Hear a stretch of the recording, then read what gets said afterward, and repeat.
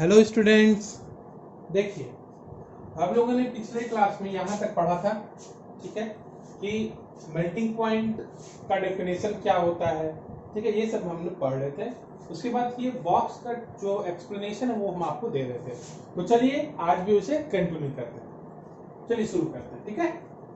अब देखिए क्या कह रहा है इसमें कि the melting point of A solid is an indication of the strength of the force of attraction between its particles। ठीक है, कहने का मतलब किसी एक सॉलिड का जो मेल्टिंग पॉइंट है वो दर्शाएगा कि उसके अंदर जो पार्टिकल्स हैं वो एक दूसरे के साथ कितना ज्यादा जुड़े हैं, कितना ज्यादा उनके बीच फोर्स ऑफ अट्रैक्शन है। कैसे? ऐसे कि मान लीजिए कुछ पार्टिकल्स का जो फोर्स ऑफ अट्रैक्शन जो है, एक सॉलिड मान लीजिए, यहाँ एक एग्जांपल के थ्रू मैं समझाना चाहता हूँ, ठीक है। क्या है एग्जांपल? ये एक सॉलिड ए लिए, सॉलिड बी लिए, दूसरा, ठीक है। सॉलिड ए में जो पार्टिकल्स है वो बहुत पास पास है ना, और सॉलिड बी में जो पार्टिकल्स है वो थोड़ा दूर दूर है इसके रेस्पेक्ट में, ठीक है। कोई दिक्कत? हाँ, तो फिर ये जो थोड़ा दूर दूर है, आखिर में वो क्या करना है, हम लोगों को इसको मेल्ट करके दूसरे मेल्टेड स्टेट में पहुंचाना है उसको, ठीक है, लिक्विड फॉर्म में पहुंचाना है। तो उसका जो पार्टिकल्स का जो डिस्टेंस होना चाहिए एक दूसरे के बीच का, वो कुछ इस तरह से होना चाहिए, दूर दूर, ठीक है। तो बताइए, ये पहले से थोड़ा दूर दूर है, ये पहले से थोड़ा पास पास है, तो ज्यादा जो हम लोगों को एनर्जी लगाना पड़ेगा दूर दूर करने के लिए, किसमें लगाना पड़ेगा? इसमें लगाना पड़ेगा ना। और इसमें क्या होगा? कम लगाना पड़ेगा मेल्ट करने के लिए।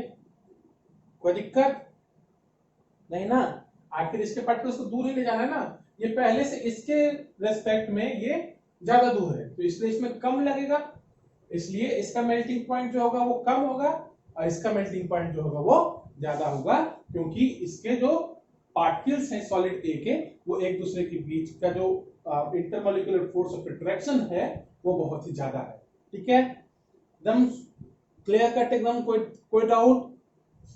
चलो आगे देखते हैं, ठीक है। यहां तक हम लोग देख लिए कि सॉलिड ए, सॉलिड बी, ये सब समझा दिया, आपको एग्जांपल बता दिए, मेल्टिंग पॉइंट का भी एग्जांपल बता दिए, क्या है कैसे है सब हो गया। अब देखिए हम आप लोगों को अब उसके आगे पढ़ के बताते हैं, ठीक है। देखिए नेक्स्ट लाइन क्या लिखा हुआ है, the melting point of ice is 273.16 kelvin, ठीक है। The process of melting, that is change of solid state when in liquid state into a liquid state, is known as fusion, ठीक है। ये क्या है? ये है डेफिनेशन। हमेशा इसको हम लोगों को याद रखना है, ठीक है, दिमाग में भी रखना है, नोटबुक में भी रखना है, ठीक है, कि फ्यूजन क्या होता है। पहले भी बताया है कि फ्यूजन क्या होता है, ठीक है। तो कह रहा है, यहाँ क्या कह रहा है कि आइस का जो मेल्टिंग पॉइंट है वो 273.16 केल्विन है, ठीक, लगभग 0 डिग्री सेल्सियस पास जो होता है, वो जो हम लोगों का सॉलिड आइस है वो चेंज करने लगता है, स्टेट चेंज करने लगता है लिक्विड वाटर में, ठीक है। और the process of melting, that is change of solid liquid state into liquid state, is known as fusion, ठीक। जो प्रोसेस है मेल्टिंग का सॉलिड स्टेट से लिक्विड स्टेट में, उसे कहते हैं फ्यूजन। इसका डेफिनेशन दिमाग में रखिए, भूलिएगा मत। बार बार बोलते हैं, जो भी डेफिनेशन उसको दिमाग में रखिए और नोटबुक में लिखिए उसको, ठीक है। देखते हैं आगे क्या है। अब है कि when a solid melts its temperature remains the same, so where does the heat energy go? अरे ये तो मैंने आपको पिछले क्लास में बताया था, लेटेंट हीट बताया था ना मैंने, है ना। तो वही बात यहाँ भी हो रहा है, मगर हम लोग आगे समझेंगे, ये अभी बता नहीं रहा, इसलिए आगे इसी क्वेश्चन के साथ हम लोग आगे बढ़ते हैं। क्या क्वेश्चन है कि सॉलिड जो मेल्ट हो रहा है, ठीक है, तो उसका टेम्परेचर सेम रह रहा है, ठीक है। जो सॉलिड मेल्ट करके लिक्विड स्टेट में चेंज हो रहा है, तो उसका उस समय भी, वो लिक्विड स्टेट में चेंज होते समय भी उसका जो टेम्परेचर वो सेम रह रहा है। सो एक्स्ट्रा एनर्जी जो हम लोग लगा रहे हैं हीट, वो कहा जा रहा है, यही चीज आपको बताए थे कि ये जो एक्स्ट्रा हीट, ये एक्स्ट्रा एनर्जी जो हम लोग लगाते हैं, वो फिर भी उसका टेम्परेचर अगर स्टेट चेंज में नहीं करे, टेम्परेचर चेंज, तो वो जो एनर्जी होता है वो लेटेंट हीट होता है ना, वो लेटेंट हीट होता है उस स्टेट का। चलिए, तो we must have observed during the experiment of melting that the temperature of the system doesn't change after the melting point is reached. जब तक मेल्टिंग पॉइंट रीच नहीं करता है, ठीक है, तो टेम्परेचर जो सिस्टम का है वो चेंज नहीं करता है, ठीक है। तो फिर ऑल द आइस मेल्ट, जब तक आइस पूरा मेल्ट नहीं कर जाए, आइस जो हम लोग आइस सॉलिड लिए वो लिक्विड में चेंज हो रहा है ना, तो जब वो लिक्विड में चेंज हो रहा है उसका टेम्परेचर सेम रहेगा, कांस्टेंट रहेगा, मगर जैसे ही वो पानी पूरा बन जाएगा उसके बाद उसका टेम्परेचर चेंज होने लगेगा, ठीक है। यही बोल रहा है कि ये चीज हम लोगों ने गौर किया है। तो this happens even though we continue to heat the beaker, that is we continue to supply heat, this heat gets used up in changing the state. समझे, समझ रहे हैं, वही कह रहे हैं कि जब चेंज ऑफ स्टेट होता है तो उस स्टेट में जाने के लिए एक एक्स्ट्रा एनर्जी की जरूरत होती है, ठीक है। वो एक्स्ट्रा एनर्जी जो होता है वो लेटेंट हीट के रूप में जाता है, और यही लेटेंट हीट ऑफ फ्यूजन कहते हैं जब मेल्टिंग का वो प्रोसेस हो रहा हो, ठीक है। यह मैंने आपको पिछले क्लास में बताया था, यहाँ फिर से उसे मैंने आप लोगों को दोबारा बताया। By overcoming the forces of attraction between the particles, particles के बीच का जो अट्रैक्शन का फोर्सेस है उसको खत्म करने के लिए, नलिफाई करने के लिए, उसको कम करने के लिए एक्स्ट्रा एनर्जी जो हम लोग दे रहे हैं, मगर टेम्परेचर तो चेंज नहीं हो रहा है, ठीक है, ड्यूरिंग चेंजिंग इन स्टेट, ठीक है। तो वो जो एनर्जी है वो लेटेंट हीट है, ठीक है, हिडन एनर्जी है। लेटेंट मतलब हिडन, है ना। चलिए नेक्स्ट क्या है, as this heat energy is absorbed by ice without showing any rise in temperature, it is considered that it gets hidden into the contents of the beaker and is known as the latent heat। और यही heat जो है जो beaker में रह जा रहा है, बीकर के कंटेंट में रह जा रहा है, हिडन, हिडन इसलिए क्योंकि वो एक ऐसा एनर्जी हम लोग दे रहे हैं जिसके कारण टेम्परेचर चेंज नहीं हो रहा है, इसका मतलब है ना कि वो हिडन है ना। तो यहीं से लेटेंट हीट का वर्ड आया है, ठीक है। The word latent heat means hidden. मैंने आपको पहले बताया कि लेटेंट हीट क्या होता है, लेटेंट मतलब हिडन होता है। The amount of heat energy that is required to change 1 kilogram of solid into liquid at atmospheric pressure at its melting point is known as the latent heat of fusion. समझिए, ये जो latent heat of fusion है इसके बारे में आपको बता, ठीक है, क्या है जी।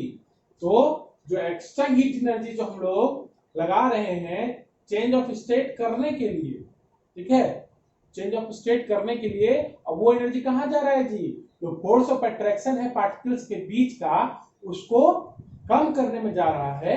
वो जो एक्स्ट्रा एनर्जी है जो कि हिडन है क्योंकि इस टेम्परेचर में तो चेंज आ नहीं रहा, तो वो जो एनर्जी है, वो जो हीट है वो कहलाता है लेटेंट हीट। और वही जब मेल्टिंग के प्रोसेस में जो हीट हम लोग दे रहे हैं, जो एनर्जी हम लोग दे रहे हैं, वो कहलाता है लेटेंट हीट ऑफ फ्यूजन, ठीक है।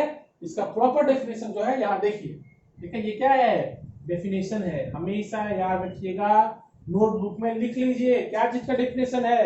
लेटेंट हीट ऑफ फ्यूजन क्या क्या कहता है, the amount of heat energy that is required, heat energy का वो अमाउंट जो कि 1 kilogram of A solid, 1 kilogram solid को लिक्विड में चेंज करने के लिए लगे, ठीक है, एटमॉस्फेरिक प्रेशर पे, ठीक है, अपने मेल्टिंग पॉइंट पे, उसे कहते हैं लेटेंट हीट ऑफ फ्यूजन, ठीक है। आप लोगों को बेसिकली बता दूं, ठीक है, ये क्या है कि 1 किलोग्राम सॉलिड लिए ना, उसको क्या करना है, हम लोग को लिक्विड फॉर्म में चेंज करना है, ठीक है। तो एटमॉस्फेरिक प्रेशर के बारे में हम लोग बताएंगे, एक्चुअली यही बता देते हैं कि जो प्रेशर वातावरण का है ना, उसी वातावरण के प्रेशर में अगर हम लोग ऐसा कर रहे हैं कि 1 किलोग्राम सॉलिड को लिक्विड में चेंज कर रहे हैं, ठीक है, उसके मेल्टिंग पॉइंट पे, तो वो कहलाता है लेटेंट हीट ऑफ फ्यूजन, जो एक्स्ट्रा एनर्जी लगता है, ठीक है, उसको चेंज कर, तो कंप्लीट है। अब थोड़ा सा और आपको हम एटमॉस्फेरिक प्रेशर के बारे में बता देते हैं। एटमॉस्फेरिक प्रेशर क्या है, देखिए आप लोग, हम लोग जो हम लोग का एटमॉस्फेयर है ना, उसमें एयर है, तो वो एयर जो है वो हम लोगों पे फोर्स एक्सर्ट करता है। आप बाद में समझिएगा, उसको पूरा एलेबोरेट करके बताएंगे, एक छोटा सा एग्जांपल से आप लोगों को समझाना चाह रहे हैं, ठीक है। अच्छा, मानिए कि पानी आप उबाल रहे हैं, उबालना चाह रहे हैं, एक पतीले में आप पानी लिए, ठीक है, और उस पानी को आप उबालना चाह रहे हैं, और एक बार आपने क्या किया कि उसके ऊपर जो है उसको ढक दिया, जो वेसल आपने लिया उसको ढक दिया, ठीक है। तो आप क्या देखेंगे कि जल्दी से वो उबल जाता है, क्यों, क्योंकि उसका जो प्रेशर है ना वो चेंज हो जाता है, और एक आप ढक्कन हटा दीजिए, ठीक है, तब आप उबाल के देखिए, उसमें जो उबलने का समय वो बढ़ जाता है। इसीलिए कोई भी एक्सपेरिमेंट जो होता है उसमें अधिकतर बार एटमॉस्फेरिक प्रेशर ही बोला जाता है, ठीक है। चलिए आगे चलते हैं, है ना। So particles in water at 0 degree Celsius, यहां देखिए, यहां पढ़ा है। So particles in water at 0 degree Celsius have more energy as compared to particles in ice at the same temperature। तो कहने का मतलब कि 0 डिग्री सेल्सियस में जो आइस के पास जो एनर्जी है ना, आइस का जो पार्टिकल्स है उसके पास जो एनर्जी है, और 0 डिग्री सेल्सियस में ही वाटर के पास जो एनर्जी है, ठीक है, उसमें किसका एनर्जी ज्यादा होगा? गेस कीजिए, बोलिए बोलिए, किसका ज्यादा होगा? उसमें वाटर का जो एनर्जी होगा वो ज्यादा होगा। क्यों होगा? क्योंकि आइस जब चेंज हो रहा है वाटर में, टेम्परेचर रिमेन कितना है? 0 डिग्री सेल्सियस ही है, तो आइस में जो पार्टिकल्स हैं उनके बीच जो फोर्स ऑफ अट्रैक्शन को कम करने के लिए हम लोग एक्स्ट्रा हीट दे रहे हैं, देना पड़ा है ना एक्स्ट्रा हीट। वो कहाँ जा रहा है? वो वाटर जो चेंज हो गया उसमें चला जा रहा है ना। इसलिए पानी का जो एनर्जी होगा वो ज्यादा होगा 0 डिग्री सेल्सियस पे, किसके कंपेयर में? आइस के कंपेयर पे 0 डिग्री सेल्सियस पे, ठीक है, क्योंकि उसमें लेटेंट हीट है। क्या बात है, एकदम बिल्कुल साफ कोड आउट। चलिए बहुत इजी, एकदम इजी लेके चलना है, इजी समझिए। अब देखिए आगे क्या कह रहा है। आगे कह रहा है यहां से, when we supply heat energy to water, particles start moving even faster at a certain temperature. A point is reached when the particles have enough energy to break free from the forces of attraction of each other। ठीक है, कहने का मतलब अगर हम लोग heat energy water को देते रहे ना तो क्या होगा, समझिए। ये सॉलिड था, सॉलिड आइस, आपको स्टेट चेंज के बारे में बताया जा रहा है। इसमें क्या किए? इसमें आप हीट दिए, ठीक है, ये हीट का आप समझिए, मान लीजिए आपको हीट ली देता है, ठीक है, हीट दिए इसमें, तो इसका जो पार्टिकल से थोड़ा दूर दूर आ गया, ठीक है। दूर दूर क्यों आया? क्योंकि लिक्विड इसको बनना था, है ना, ठीक है। तो ये सॉलिड से आ गया लिक्विड फेज में। समझ आ रही है बात, है ना।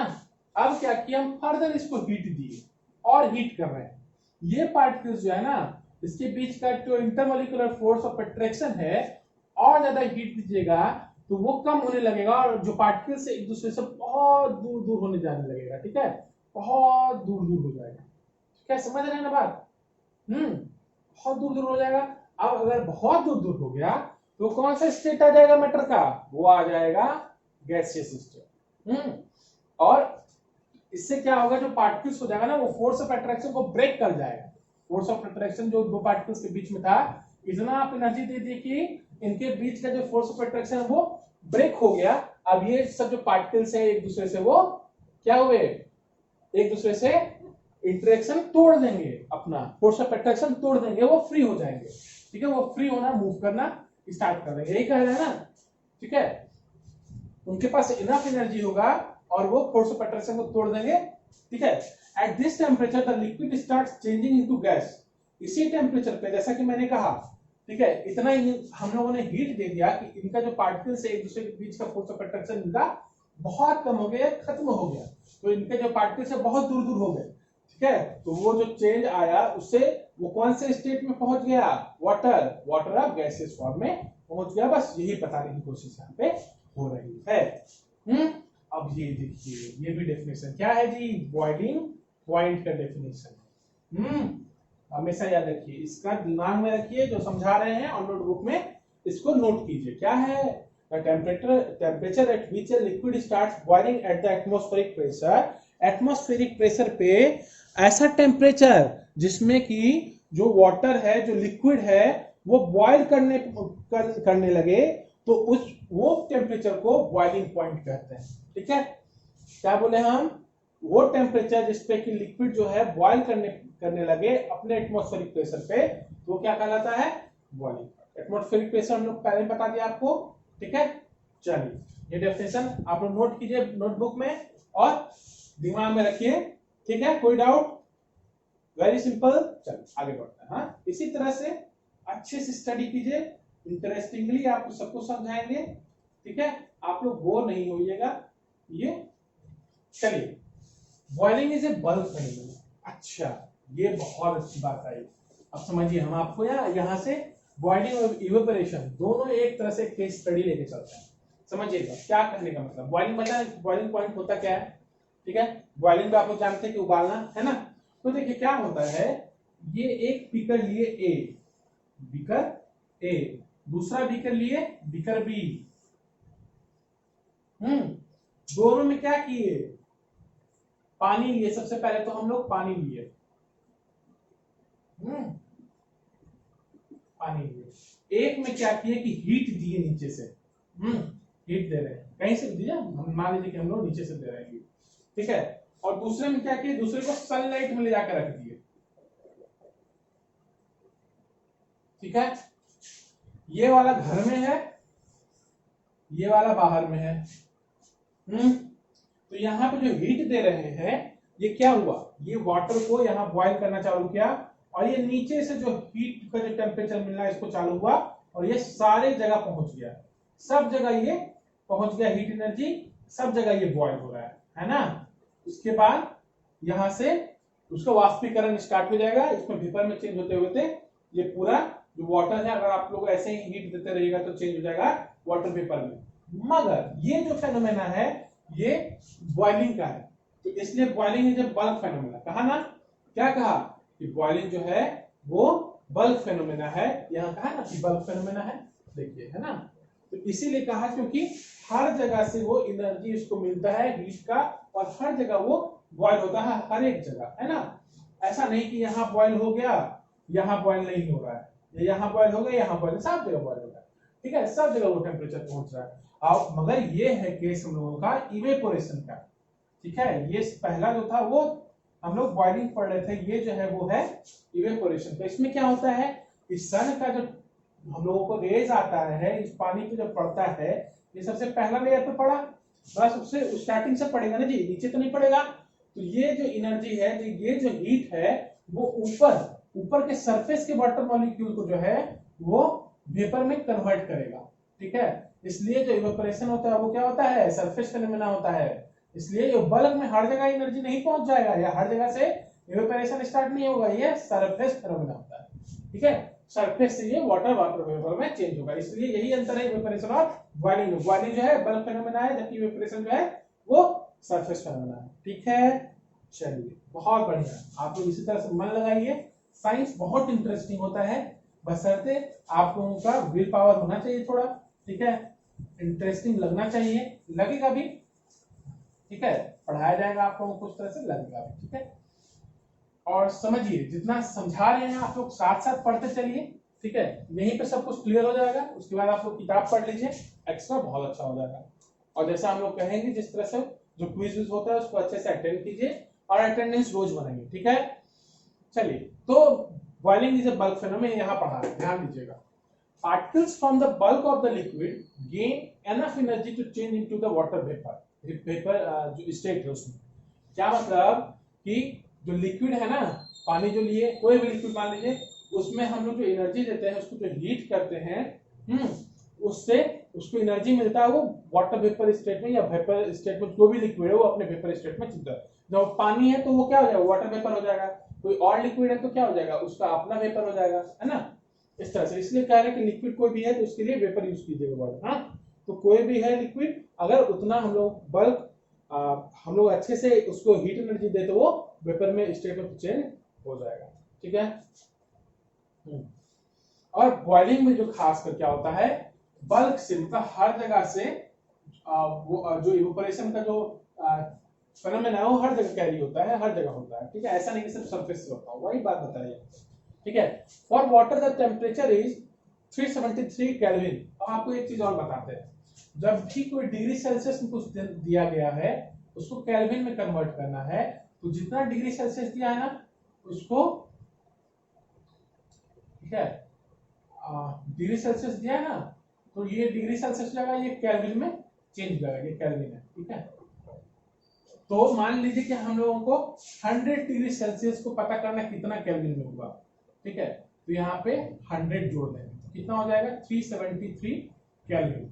इतना केल्विन जो हुआ, इतना हम लोगों का बॉइलिंग पॉइंट है, ठीक है। ये क्या है, ये बॉइलिंग पॉइंट है वाटर का, यही बताया वो केल्विन। हाँ, तो इससे हम लोग क्या पता चला कि कैसे डिग्री सेल्सियस दिया तो केल्विन में जाना है, केल्विन में दिया है तो डिग्री सेल्सियस में। क्या क्या बोल दिए भैया, समझिए। अगर आप लोगों को यही चीज देखिए ना कि डिग्री सेल्सियस में आप लोगों को केल्विन में दिया है, क्या दिया है जी कि 373 केल्विन दिया है, तो इसमें सेल्सियस में कैसे जाए हम लोग, कितना डिग्री सेल्सियस होगा बताइए भैया। तो हम लोग क्या बोले हम यहाँ पे कि केल्विन आपको निकालना है तो डिग्री सेल्सियस में 273 जोड़ दीजिए। तो अगर डिग्री सेल्सियस चाहिए तो क्या कीजिएगा, देखिए तो डिग्री सेल्सियस चाहिए तो क्या कीजिएगा, देखिए के माइनस 273 कीजिएगा ना। के कितना दिया है यहाँ पे बोलिए, 373 माइनस 273 कितना हो गया, 100 डिग्री सेल्सियस। इसी तरह से कन्वर्जन होता है, समझ गए ना, ये देख रहे हैं, ठीक है। केल्विन जितना चाहिए डिग्री सेल्सियस दिया है तो 273 जोड़ दीजिए, और केल्विन दिया है डिग्री सेल्सियस चाहिए तो जितना केल्विन दिया है उसमें 273 माइनस कर दीजिए, सब्ट्रैक्ट कर दीजिए। कितना सिंपल है ना। देखिए यही है साइंस, अगर आप समझते जाइएगा ना तो आपको सब कुछ अच्छा लगने लगेगा, सब कुछ इजी लगने लगेगा। मगर आप समझने की कोशिश नहीं कीजिएगा, बस इसलिए पढ़िएगा कि बस पढ़ना है, तो ये गलत बात है। साइंस बहुत इंटरेस्टिंग है, अच्छे से इसको समझिए, आप लोग समझ भी जाइएगा, और मुझे बहुत उम्मीद है आप लोग इसमें बहुत अच्छा भी कीजिएगा, ठीक है। अब आगे हम लोग देखते हैं, कैन यू डिफाइन, ठीक है, यहाँ से हाँ, can you define the latent heat of vaporisation. देखिए हम लोग पिछले बार क्या पढ़े, latent heat of fusion. Fusion क्या था जी, क्या था, फ्यूजन था जो हम लोग सॉलिड से लिक्विड स्टेट में चेंज कर रहे हैं, वो प्रोसेस। अब वेपराइजेशन क्या है जी, ये है हम लोगों का लिक्विड से जो वेपर में चेंज कर रहे हैं, ये वेपराइजेशन फेनोमेना है, ये वेपराइजेशन प्रोसेस है। तो लेटेंट हीट ऑफ फ्यूजन क्या था जी, अच्छा, तो लेटेंट हीट ऑफ फ्यूजन था कि सॉलिड से जब लिक्विड में चेंज कर रहे हैं तो एक्स्ट्रा एनर्जी जो लग रहा है, ठीक है, सॉलिड में लिक्विड में चेंज होने के लिए, है ना, तो वो एक्स्ट्रा एनर्जी क्या होता था, लेटेंट हीट होता था, जो हिडन होता था। उसी तरह से अब बताइए कि लेटेंट हीट ऑफ फ्यूजन क्या होगा, लेटेंट हीट ऑफ ये वेपराइजेशन क्या होगा। मतलब जब हम लोग लिक्विड हमारे पास है उसको वेपर में जब चेंज करें तो एक्स्ट्रा एनर्जी जो हम लोग को देना पड़ रहा है उसके स्टेट चेंज के लिए, कि वो आपका लिक्विड से गैस में चला जाए, उसका पार्टिकल जो और दूर दूर हो जाए, एक दूसरे से फोर्स ऑफ अट्रैक्शन खत्म हो जाए, तो ये एक्स्ट्रा एनर्जी जो हम लोग दे रहे हैं वो लेटेंट हीट ऑफ वेपराइजेशन हो जाएगा। क्या बात है, देखिए, है ना। Do it in the same way as we have defined the latent heat of fusion, particles in steam, that is water vapor at 373 Kelvin have more energy than water at the same temperature। अब देखिए हम आपको क्या कहे थे, पहले याद कीजिए कि 0 डिग्री सेल्सियस पे पानी है और 0 डिग्री सेल्सियस पे ही आइस भी है, तो किसमें लेटेंट ऑफ हीट किसमें ज्यादा रहेगा, पानी में। क्यों, क्योंकि आइस जब पानी में कन्वर्ट होता है एक्स्ट्रा एनर्जी दे रहे हैं हम उसको, उसके पार्टिकल्स को और दूर दूर जाने के लिए, ठीक है, तो वो उसमें ज्यादा था। तो इसी तरह से अगर पानी और आपको वाटर वेपर का बात किया जाए तो किसमें लेटेंट हीट ऑफ वेपराइजेशन ज्यादा होगा, सोचिए, तो वाटर वेपर में। क्यों, क्योंकि हम लोग वाटर से उसको वाटर वेपर में चेंज किए, मतलब उसके पार्टिकल्स को एक्स्ट्रा एनर्जी देना पड़ा हम लोगों को फोर्स ऑफ अट्रैक्शन को कम करने के लिए, है ना। उनके बीच जो लिक्विड था, ठीक है, उसके बीच जो दूरी है उसको बढ़ाने के लिए और फोर्स ऑफ अट्रैक्शन जो है उसको कम करने के लिए हम लोगों को एक्स्ट्रा हीट देना पड़ा ना, उसके चेंज स्टेट को चेंज करने के लिए, तभी ना ये दूर दूर गया और फोर्स ऑफ अट्रैक्शन खत्म हो गया।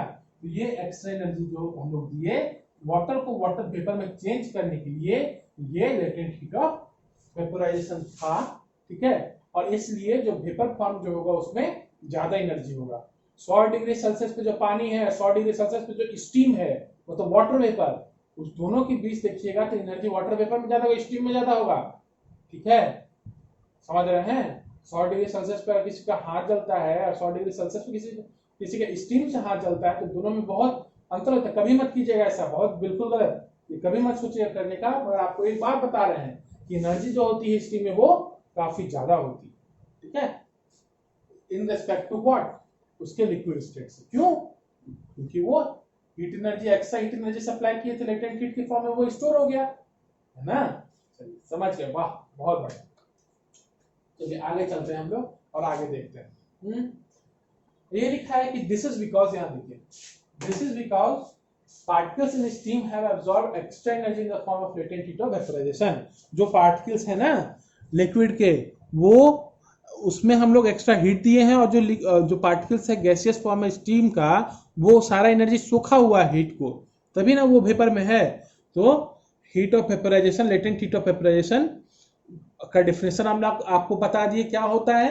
ठीक है, अब चलिए आगे देखते हैं। यही है सिंपल बात, solid state, liquid, gaseous state, conversion of state है। जैसे कि हम आपको यहाँ बताए थे उसी तरह से यहाँ है कि सॉलिड स्टेट को हीट किए, सॉलिड स्टेट को, तो अपने वो फ्यूजन के जो टेम्परेचर उस पे जो आया, मेल्टिंग पॉइंट पे आया, तो वो लिक्विड स्टेट में चेंज हो गया। फर्दर उसको हीट किए तो कहाँ पहुंच गया, गैसियस स्टेट पे। ठीक है, तो अब देखिए, अब इसको उल्टा देखते हैं। मान लीजिए यही था, ये सॉलिड था, मान लीजिए वाटर का केस ले रहे हैं हम लोग, और यहाँ ये आइस है, ये आइस था, इसमें हम लोग हीट सप्लाई किए तो इसके दूर हो गया ये पार्टिकल सब, थोड़ा थोड़ा, है ना, थोड़ा थोड़ा दूर हो गया, और ये क्या बना दिया, ये बन गया लिक्विड, अपने लिक्विड के स्टेट में आ गया। फिर इसमें एनर्जी दे दिए, हीट दे दिए, अब ये क्या हो गया कि और दूर दूर हो गया, और दूर दूर होने के बाद क्या हो गया कि इसका जो पार्टिकल्स है एक दूसरे से फोर्स ऑफ अट्रैक्शन खत्म कर दिया, तो ये गैस बन गया। अब समझिए कि आपको यही गैसियस से आपको लिक्विड चाहिए, क्या करना पड़ेगा, इसके बीच का जो फोर्स ऑफ अट्रैक्शन उसको बढ़ाना पड़ेगा। मतलब क्या, सबको पास लाना पड़ेगा, पार्टिकल्स को पास लाना पड़ेगा ना। तो हीट देते हैं तो दूर जाता है, तो हीट लेंगे या कोल्ड देंगे, ठंडक देंगे, तो ये पार्टिकल्स पास पास आ जाएगा। हाँ, तो लीजिए ये ऐसा होगा, यहाँ पे कोल्ड दे दिए, कूल कर दिए इसको, ठीक है, इसको ठंडा किए थोड़ा, तो पार्टिकल्स पास पास आ गया, फोर्स ऑफ अट्रैक्शन बढ़ गया, ये बन गया लिक्विड। और इसको कूल किए, ठीक है, ये क्या बन गया, बन गया सॉलिड। क्यों, इसको कूल किए तो पास पास आया तो लिक्विड बन गया, और कूल किए तो और पास पास आया सॉलिड बन गया। बस यही खेल है कि पार्टिकल्स एक दूसरे से कितना दूर है, यही डिटरमाइन करता है कि वो कौन से स्टेट पे रहेगा, सॉलिड की, लिक्विड की, गैस में। अगर सॉलिड से आपको गैस की तरफ बढ़ना है तो हीट एनर्जी देते रहिए, और गैस से सॉलिड की तरफ बढ़ना है तो हीट एनर्जी निकालते रहिए या उसको और ठंडक पहुंचाते रहिए, सब यही खेल है। So we infer that the state of matter can be changed into another state by changing the temperature. तो टेम्परेचर चेंज करके हम लोगों ने ये समझ में आया कि टेम्परेचर चेंज करके मैटर के स्टेट को चेंज कर सकते हैं। We have learned that substances around us change state from solid to liquid and from liquid to gas on application of heat. ठीक है, हम लोगों ने ये समझा कि हमारे चारों तरफ जो भी मैटर के फॉर्म है वो सॉलिड से लिक्विड या लिक्विड से गैस जो है वो हीट देकर होता है, but there are some that change directly from solid to gaseous state and vice versa without changing into liquid state. मगर कुछ ऐसे भी सब्सटेंसेस हैं, कुछ ऐसे भी मेटल हैं जो कि लिक्विड में स्टेट में चेंज नहीं होते, वो क्या होता है, सॉलिड से डायरेक्ट गैसियस फॉर्म में चला गया और गैसियस फॉर्म से डायरेक्ट सॉलिड फॉर्म में आ गया। जैसे एग्जांपल देखिए, एक एग्जांपल दीजिए जल्दी से, हम लोगों के घर में ही यूज होता है, बताइए जल्दी, क्या बताइए, कोशिश कीजिए, समझ में आ जाएगा। हाँ, तो आप लोगों में से कुछ लोग सही सोचे हैं, कैंपर। कैंपर क्या है, कपूर। कपूर जो है घर में जो पूजा की थाली में यूज होता है, ठीक है, वो क्या है, वो जैसे ही हीट एनर्जी मिलेगा वो सॉलिड जो है तुरंत ही वो गैसियस फॉर्म में चला जाएगा। ठीक है, लिक्विड में नहीं बदलता कपूर, अब तुरंत ही वो इसमें आ जाएगा। उसको जब ठंडा कर दीजिएगा उसके गैस को, तो वो सॉलिड बन जाता है ना। तो यही है। इसी प्रोसेस को, ठीक है, इसी प्रोसेस को कहते हैं सब्लिमेशन, कि सॉलिड से डायरेक्ट गैस बनना, गैस से डायरेक्ट सॉलिड बनना without going through liquid state is known as sublimation. ठीक है, चलिए एक एक्टिविटी है, चूंकि हम लोग एनसीईआरटी पढ़ रहे हैं और ये साइंस है, तो हम लोग एक्सपेरिमेंट और एक्टिविटी पे बहुत ध्यान देंगे, है ना। एक्टिविटी क्या 1.13 का, take some camphor or ammonium chloride, crush it and put in china dish। Camphor लीजिए या अमोनियम क्लोराइड लीजिए, कैम्फर आपको समझा दी कपूर है, अमोनियम क्लोराइड आपको बाद में बताएंगे। उसको क्रश कीजिए, तोड़िए छोटा छोटा बुरुदा में, and put it in china dish, और उसको चाइना डिश में रख दीजिए। देखिए, put an inverted funnel over the china dish, put a cotton plug on the stem of the funnel as shown in the figure. देखिए ना, यही है, सिंपल। यहाँ क्या किए, ये जो चाइना डिश दिख रहा है, ये चीनी मिट्टी का जो बर्तन होता है उसको चैनल डिश कहते हैं वैसे, तो उसमें जो है हम लोग कपूर लिए, और उसके ऊपर ये फनल को रख दिए हम लोग, ट्रांसपेरेंट फनल है ना, ग्लास का। हम हमेशा बताएं आपको, अधिकतर जो वैसे यूज करते हैं ग्लास रखता है, ठीक है। यहाँ चैनल डिश में ठीक है ले लिए। उसके बाद जो हम लोग फनल यूज करेंगे वो किसका करेंगे, ग्लास का करेंगे। ट्रांसपेरेंट भी होता है, अच्छा भी रहता है, हम लोग देख भी पाएंगे, नॉन रिएक्टिव भी होता है, ठीक है। तो यहाँ पे जब चैनल डिश में हम लोग, अब बताएगा आगे, ठीक है। यहाँ पे अमोनियम क्लोराइड का सब्लिमेशन हो रहा है, कैसे हो रहा है, क्या हो रहा है, आगे बताते हैं। तो यहाँ पे चैनल डिश में अमोनियम क्लोराइड ले लिया, ठीक है। यहाँ हीट दे रहा है, हीट जैसे दे रहा है यहाँ पे डायरेक्ट ये जो अमोनियम क्लोराइड का सॉलिड है वो अमोनियम क्लोराइड वेपर में चेंज हो जा रहा है, ठीक है। और चूंकि यहाँ कॉटन प्लग लगा हुआ है इसके फनल के टिप पे, तो कहीं और से तो स्केप नहीं कर सकता, निकलना है एग्जैक्ट तो इसी पॉइंट से उसका, तो यही ट्रैप हो गया, तो वो जमने लग गया। वो जो वेपर था ये अमोनियम क्लोराइड सॉलिड है, ये जब हीट दे रहे हैं तो डायरेक्ट अमोनियम क्लोराइड वेपर्स में चेंज हो रहा है, ना कि उसके लिक्विड में। वही सब्लिमेशन प्रोसेस बता रहा है, ये लिक्विड स्टेट में जाता है डायरेक्ट सॉलिड से गैस, और ये गैस जो है डायरेक्ट जो सॉलिड में बन गया अमोनियम क्लोराइड सॉलिडिफाई करके ऐसे यहाँ पे ये स्टोर हो गया। तो ये प्रोसेस जो हम लोग को बता रहा है किस तरह से अमोनियम क्लोराइड जो है सब्लाइम करता है, सब्लिमेशन कैसे होता है, ये प्रोसेस हम लोग को पता है। अब एक क्या लिखा है, now heat slowly and observe what do you infer from diagram of activity. हम लोग तो करके हम लोग को जो था हमने बता दिया आपको। A change of state directly from solid gas without changing into liquid state is known as sublimation। इसको हमेशा याद रखिएगा, बहुत काम आने वाला है, ये डेफिनेशन है, इसको नोट कीजिए और अपने दिमाग में डालिए क्या, कि जब किसी भी मैटर का स्टेट चेंज हो रहा है सॉलिड से गैस और वो लिक्विड स्टेट में नहीं जा रहा है, ठीक है, या कोई मैटर का गैस से सॉलिड में चेंज हो रहा है, ठीक है, और वो लिक्विड में नहीं जा रहा है, तो वो प्रोसेस जो कहलाता है वो सब्लिमेशन कहलाता है, ठीक है। वैसे वर्षा मतलब उसका उल्टा, ठीक उल्टा, ठीक है। ये सिंबल होता है, जैसे देख रहे हैं ये सिंबल है। चलिए, तो सब्लिमेशन का डेफिनेशन समझ गए। Change of state directly from solid to gas without changing into liquid state is called sublimation.